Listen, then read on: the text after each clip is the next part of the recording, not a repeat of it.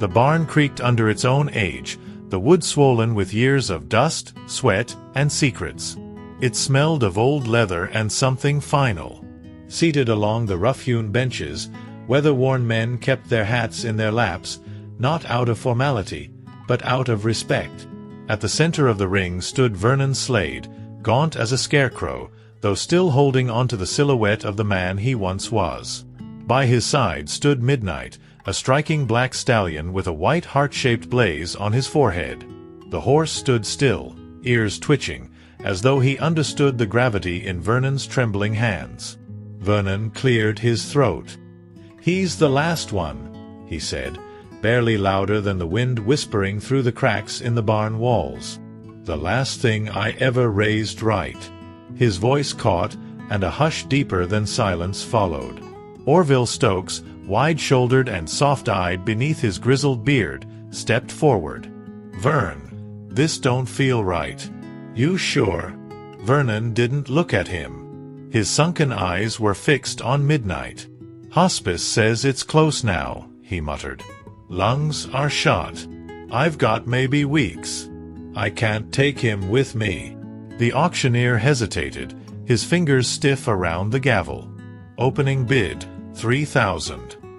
A few ranchers raised their hands, hesitantly. 4,000. Then 4.5. It was more vigil than bidding. The numbers didn't matter. What mattered was legacy. What mattered was watching the last breath of a man's life leave in hooves and dust. That's when the barn door groaned open. All heads turned. A man stepped in, tall, precise, almost too clean for this place. His boots gleamed. His dark coat hung sharp over his frame. He didn't belong, and that's what made everyone tense. His voice rang out clear, 10,000. The room froze. Orville's brow furrowed. "You ain't from here," he said, stepping forward. The stranger removed a photo from his coat pocket, yellowed, bent at the edges. He handed it to Vernon. Vernon stared. It was a child on a young Midnight's back, joy in his face, sunlight in his eyes. And beside him, Vernon himself, decades younger. His breath caught. "No," he rasped. The stranger removed his sunglasses. Eyes, familiar and foreign. "It's me," he said softly. Orville whispered, stunned. "Merritt." Midnight stepped forward, slow and solemn, nudging the man's chest. Vernon's grip on the reins loosened. The barn, the people, the noise, all faded. It wasn't an auction anymore. It was a haunting. Vernon's knees nearly buckled, but he didn't fall. His fingers clung to Midnight's reins like a lifeline, though his gaze never left the man standing before him. Merritt Gage. A name he hadn't spoken in over 2 decades. A name that once meant hope, and later, failure. The barn was dead silent. Even the birds outside had quieted, as if nature itself paused to witness the impossible. Merritt's face was older, sharper, but beneath the stubble and confidence lay the unmistakable trace of the boy Vernon once raised and lost. "How long have you been watching me die?" Vernon asked, voice like gravel in the throat. Merritt shifted, uneasy. "A few weeks. I heard about the cancer from a neighbor. Didn't know if I should come." He looked around at the crowd. "But when I saw the listing for Midnight, I knew it was time." Orville took a slow step forward, staring at the younger man as though seeing a ghost walk. "You vanished, Merritt. Left your mama crushed and your daddy half mad with grief. And now you show up? For a horse." Merritt's jaw tensed. Not just for the horse. For answers. His eyes locked with Vernon's. "I grew up thinking you hated me. That I was just something you regretted having. You never said it, but I felt it. Every day." Vernon said nothing. The weight of old sins settled in the lines of his face. Midnight nudged his shoulder softly, as if to bring him back to the present. "You ran," Vernon finally said. You disappeared in the night and never looked back. I buried you in my heart a long time ago. That's because you never tried to understand why, Merritt snapped. You thought I was weak. Too soft for ranch life. Too different. His voice cracked on the last word. The silence that followed was thick with unspoken things. Orville's face softened, but Vernon's remained hard, unreadable. The crowd began to stir, some exchanging glances, others leaving quietly. The auction was over. This was something else now, something raw and too personal for spectators. Merritt reached out and placed a hand gently on Midnight's neck. The stallion didn't flinch. He remembered me, Merritt whispered. You didn't. Vernon's eyes welled, but he blinked it away. Animals don't hold grudges, he murmured. People do. For the first time, his voice shook. What is it you want, Merritt? Redemption. Closure. No, Merritt said, eyes dark. I want the truth. All of it. The barn had mostly emptied, but the air remained thick with the echo of what had just happened. Orville stood a few feet back, arms crossed, watching like a man caught between loyalty and disbelief. Midnight stood perfectly still between the two Slade men, the only creature in the room who seemed to accept both presences without judgment. Vernon looked smaller now, not just older, as if time had finally caught him in full. You want the truth? Vernon muttered, voice hoarse. Fine. You were right, Merritt. I didn't understand you. I didn't know what to do with a boy who read books more than he rode, who cried when we branded calves. You weren't like me, and I didn't know how to love something I couldn't shape. His fingers twitched at the reins, knuckles white with shame. Your mama saw you clearer. I think that's what hurt the most. She loved you without trying to change you. Merritt took a step closer. You didn't just misunderstand me, Vernon. You rejected me. Every day. You thought silence was discipline. But to a child, silence is exile. He pulled something from his coat, a necklace, old and rusted. She gave me this the night before I left. Told me she'd always be with me. But she died thinking I abandoned her. His voice cracked again. She didn't know I wrote dozens of letters. You never let them through, did you? Vernon looked at the ground, jaw tight. What would have been the point? She was sick. She didn't need hope that wouldn't come true. He paused. I didn't want her holding on for something that had already broken. Merritt's face twisted, caught between rage and heartbreak. You made that choice for her. And for me. His hand trembled as he tucked the necklace away. I spent my whole life trying to forget this place, but it never stopped haunting me. Orville finally stepped forward, voice low but firm. Both of you are wrong in different ways. But this isn't about blame anymore. It's about what's left. He looked at Vernon, then Merritt. You've both carried this silence like a noose. Maybe it's time to loosen it, before one of you's buried with it. The old man's words settled like dust in the corners of the barn. Vernon let out a rattled breath. You came here for the horse, Merritt. But you won't take him just yet. He met his son's eyes. If you want the truth, you'll have to come back to the house. There's more buried there than bones. The drive back to the old farmhouse was done mostly in silence. Vernon Slade sat stiffly in the passenger seat of Orville's rusted pickup, his breathing shallow, a folded cloth pressed to his mouth for the coughs that came in dry, hacking bursts. Merritt followed behind in his rental car, eyes fixed on the shrinking outline of his father through the windshield, as if trying to reconcile the man before him with the one from his fractured memories. The field stretched endlessly on both sides, brittle, unkempt, and quiet. Like everything else Vernon had once tended, the land had stopped being alive the day he let go. The house hadn't changed. White paint peeling like shedding skin. The porch sagged in the middle, and the windmill beside the barn turned with a squeal every time the breeze shifted. Merritt stepped out slowly, boots crunching the gravel. He remembered that sound, how it used to signal his father coming home late, smelling of whiskey and dust. The same sound that once made him hide behind the pantry door.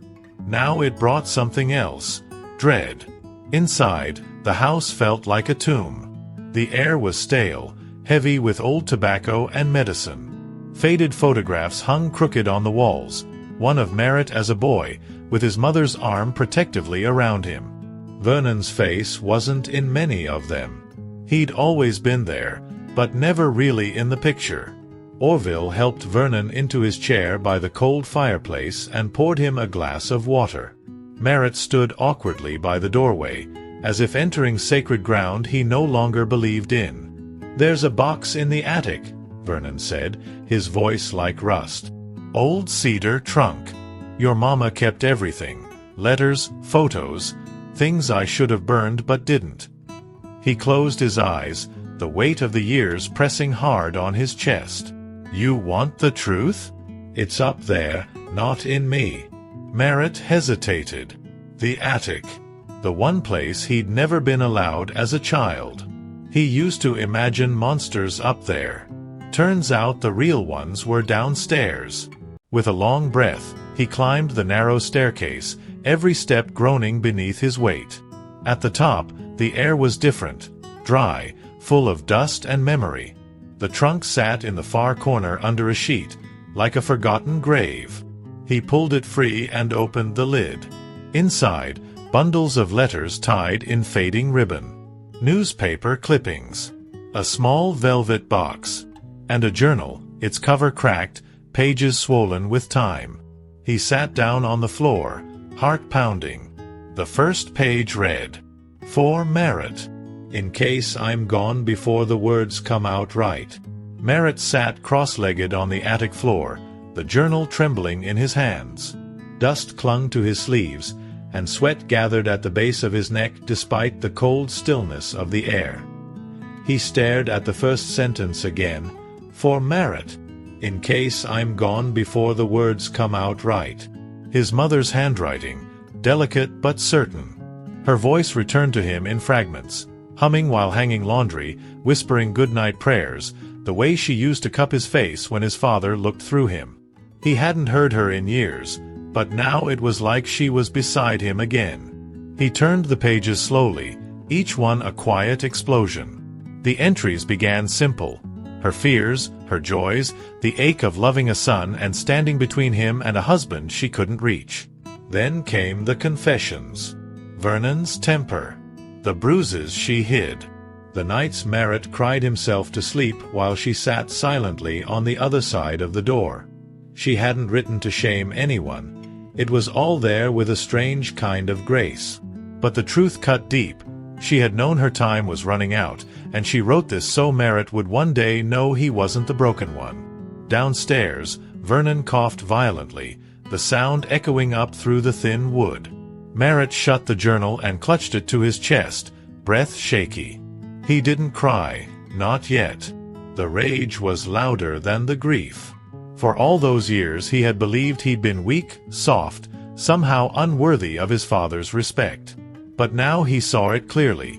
He'd been surviving a war his father refused to name. When Merritt descended the stairs, the journal still in hand, Orville was gone, likely out back feeding the livestock, giving them space.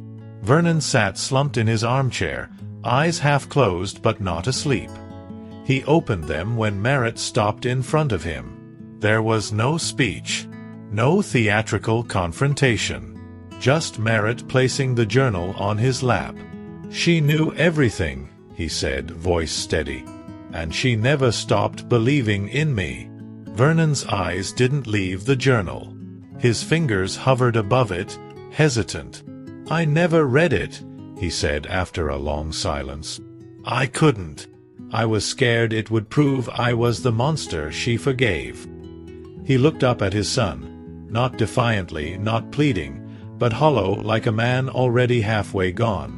"Was I?" he asked, barely above a whisper. Merritt stared at him for a long time, then finally spoke. "I don't know yet, but I'm going to read every word, and when I'm done, you and I are going to talk like men." That night, the house was so quiet Merritt could hear the faint ticking of the old clock in the hallway, the same one that used to scare him as a boy when it struck midnight. He sat at the kitchen table under the dull yellow light, reading page after page of his mother's journal. Vernon stayed in the living room, a shadow in his chair, unmoving. Neither spoke for hours, as if words might shatter the fragile ground they now stood on. But inside Merritt, something was shifting, something he wasn't sure he wanted to feel, understanding. The journal painted a portrait far more complex than the cold, distant father Merritt had carried in his mind. Vernon had been angry, yes, but underneath that anger was fear. Fear of failure. Fear of weakness. Fear of repeating the violence of his own father, whose fists had built the same walls Vernon had later raised around his heart. Merritt read about the way Vernon would leave the house at night to scream into the fields. How he once wept in the barn when he saw Merritt asleep beside a newborn foal, untouched by the world's hardness. By the time the first light crept over the horizon, Merritt stood in the doorway of the living room, holding the journal against his chest like a shield. Vernon, still awake, glanced over. His eyes were swollen, not from sleep, but from whatever storm had passed through them in the dark. "She was always softer than I deserved," Vernon said, voice cracked and dry. "And you had her spirit. That terrified me." Merritt didn't move. "So you punished me for reminding you of the only person who ever loved you the right way?" The question lingered in the air like smoke. Vernon didn't answer immediately. When he did, it came not with excuses, but exhaustion. "I didn't know how to be anything but what I was taught. And by the time I realized it, it was too late to undo it. So I just let the silence grow." There was a long pause. Then Merritt stepped closer. "You don't get to rewrite the past, Vernon. But maybe you can help me understand it. Not for you. For her. For me." His voice softened. "Before the cancer takes you completely, let's not waste what's left on regret." Vernon reached out a trembling hand and placed it on the journal, as if asking permission to carry the weight he had avoided for so long. "Then sit," he said, "and I'll tell you everything I was too much a coward to say before." The morning sun filtered in through the thin curtains, casting long stripes of light across the faded carpet. Merritt sat across from Vernon, both of them hunched slightly forward, as if the weight of what needed to be said was too heavy to carry upright. The journal lay between them, not as a barrier, but as a bridge. Vernon rubbed his weathered hands together, knuckles swollen, veins pronounced, as though gathering strength from the pain that had lived in him longer than he cared to admit. "My father was a mean man," Vernon began, voice distant. "He didn't raise me. He broke me, then taught me how to walk on what was left." He looked down, eyes unfocused. "When I was 8, he beat my dog to death in front of me.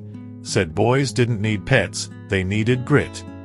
A long pause followed, and Merritt could feel the tremor in his father's voice. "I swore I'd never be like him. But pain's got a funny way of sneaking into your hands even when your heart don't want it there." Merritt didn't interrupt. He let the words come, each one slicing deeper into the image he'd built of his father, not erasing the damage, but giving it dimension. "When you were born," Vernon continued, "I was already tired. Your mama still had light in her eyes, but I'd gone dark inside. And you were so bright. So gentle. I didn't know how to be near that without feeling exposed. Like if I touched you too much, I'd break you." A tear slipped down Vernon's cheek, and he didn't bother wiping it. "I told myself that distance was protection, that pushing you hard would make you stronger. But all it did was push you away.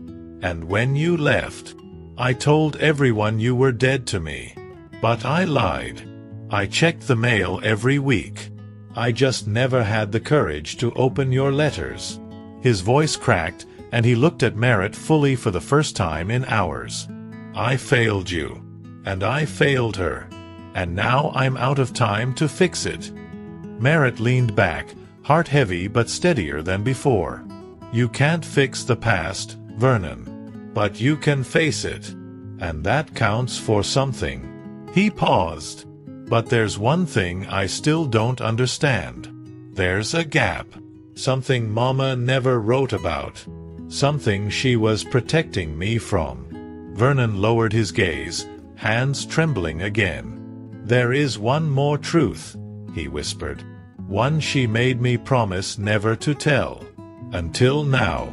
The silence that followed Vernon's last words was suffocating. Merritt stared at him, jaw tense, heart pounding in his chest like a drum trying to break free. Vernon's eyes were distant again, as if he'd slipped into a place he hadn't dared revisit in decades. He looked smaller now, not just frail from the illness, but diminished by memory. "What truth?" Merritt asked, his voice low, almost afraid of the answer. "What did she make you promise?" Vernon rubbed his face with both hands, as if trying to wipe away years of silence. "You were 5, he began. "And you asked me why your eyes didn't look like mine. I laughed it off. Said you had your mama's color. But the truth is, Merritt, I'm not your biological father." The words dropped like a hammer between them. Merritt blinked, stunned, his mouth slightly open. "What are you talking about?" "She was married before me," Vernon continued, his voice brittle. "Briefly. He was a drifter. Charismatic. Dangerous in ways that only show up too late. She left him before you were born. Never told him she was pregnant. When I met her, you were just a baby. She begged me to raise you as my own. Said she needed you safe, and I loved her enough to say yes." His voice cracked. "But I never could love you right, Merritt, because part of me hated the shadow of that man. And I hated myself for not being strong enough to rise above it." Merritt staggered back a step, as if the floor beneath him had shifted. "All this time," he whispered, "and you let me believe I wasn't enough, because I reminded you of him?" Vernon nodded slowly, ashamed. "It was cowardice. And guilt. I saw too much of him in you, and not enough of me. And instead of seeing you, I pushed you away. But she never stopped loving you with every breath in her body." Merritt turned away, hands on his head, pacing. The journal, the years of silence, the pain, it all took on new meaning now. He wasn't just the son of a hard man. He was the son of a stranger. A ghost. He felt suddenly untethered, like a rootless tree. Vernon's voice broke the spiral. "But I am the man who raised you. I failed you. But I never stopped watching the gate, hoping you'd come back." Merritt stopped pacing, breathing heavily. "So who was he? My real father?" Vernon's face went cold. "That's the part she begged me to keep buried. Because he wasn't just dangerous. He came back once. And what he left behind nearly destroyed her." Vernon's hands trembled as he reached into the drawer of the old side table beside him.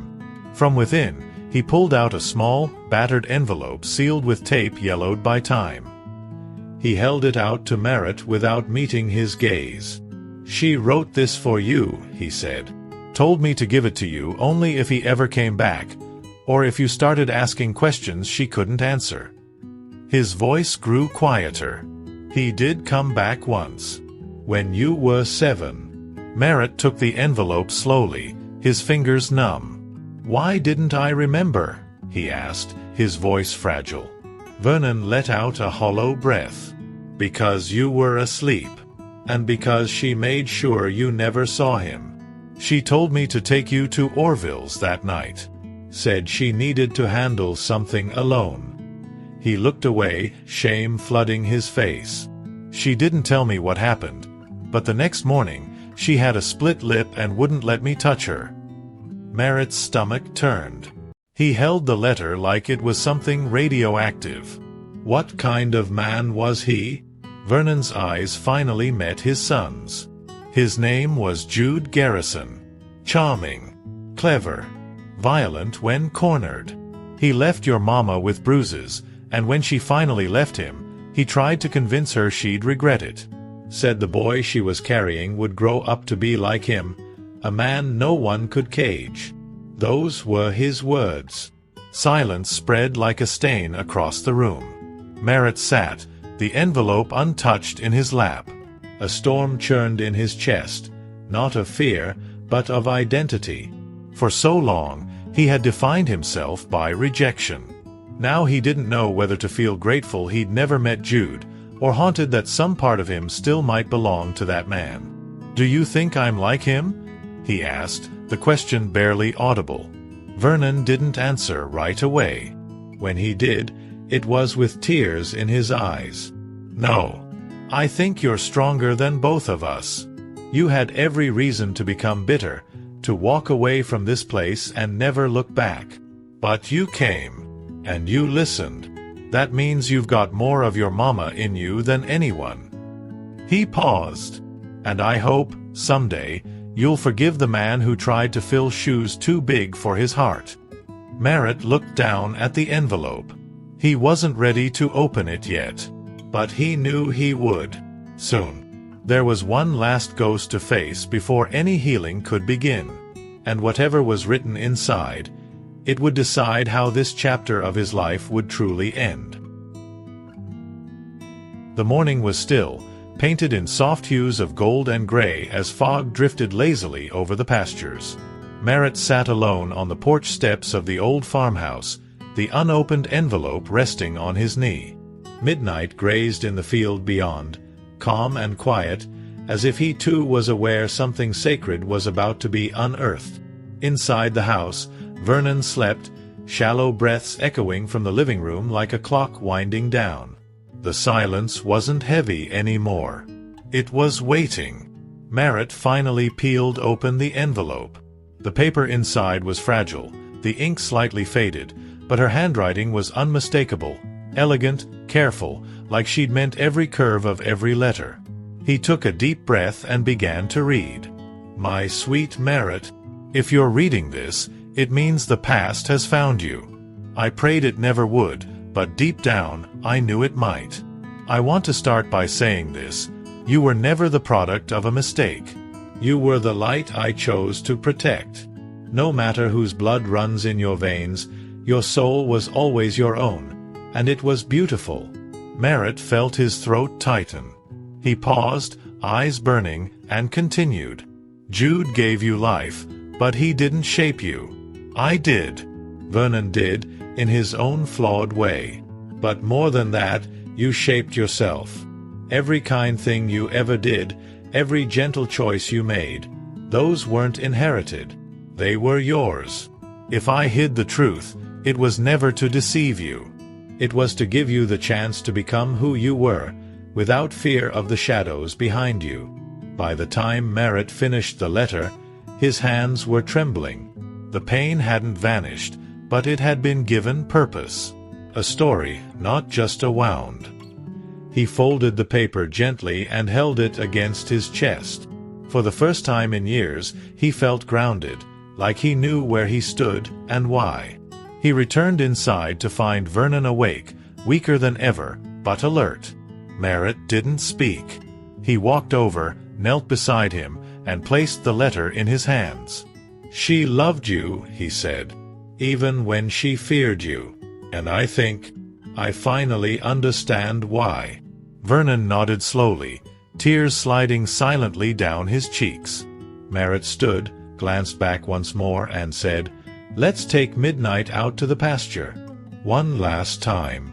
And as the two men stepped out into the morning light, the father who failed and the son who forgave, the silence between them was no longer empty. It was peace.